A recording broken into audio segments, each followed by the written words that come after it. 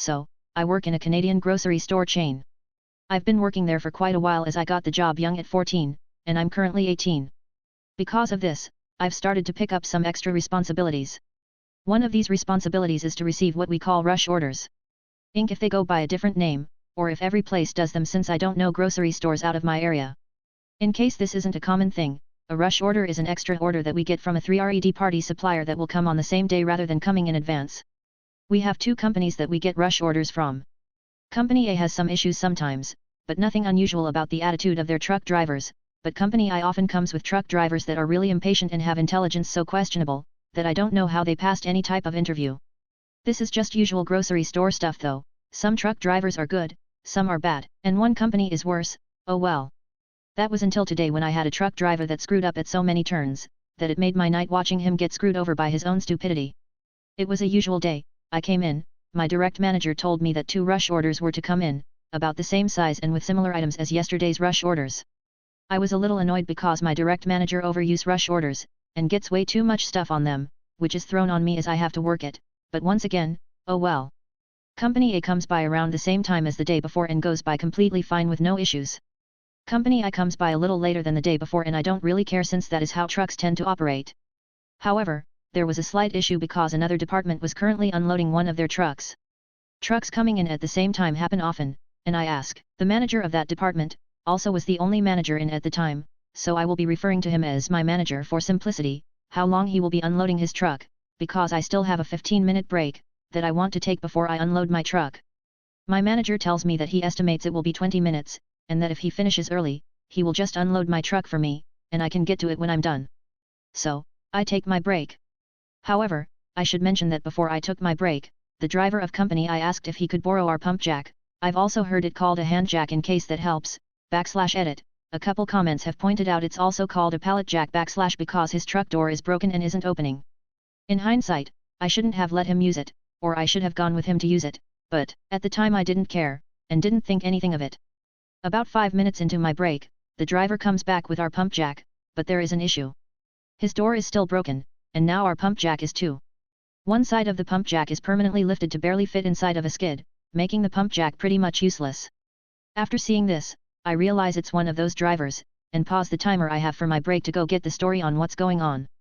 I go out with the driver to look at his truck and how the door won't work, and I don't know why he thought a pump jack would work, but it didn't.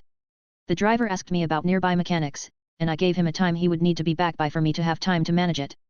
The driver leaves, and I go give the update to my manager. My manager is pissed at the driver, and tells me that if he comes back, to get his name. I finish my break, and work along as normal till an hour and a bit later, when the driver comes back. As I hear the beeping of the truck backing up, I know that this is going to be good. While I wouldn't mind getting a name myself, I thought it may be better for me to make sure everything is done right, so I let my manager know that he is back, and we go to receive the truck. My manager starts questioning the driver and is trying to get him to write down his name and company, which the driver is playing dumb about breaking our jack, until my manager says to write it down or he will call their company's dispatch, and that he's only asking since it makes both of their lives easier, and the driver writes it down. So, we start prepping to receive, and luckily, for some random reason, the driver has a pump jack in his truck, and since my manager has his own job to do, he leaves me to do the unloading. Of course, our single skid of supplies was at the back of the truck, blocked off by several other skids. Normally, I would be annoyed, but at this point, I'm not in any rush to get things done, and this is really funny to watch, so I'm actually kind of glad that I get to see more. A montage of me trying to unload the truck, and the truck driver constantly getting in the way and wasting time. Multiple times I would explain that I have to do things a little differently than he wants, and he would give me a look like I didn't know what I was doing.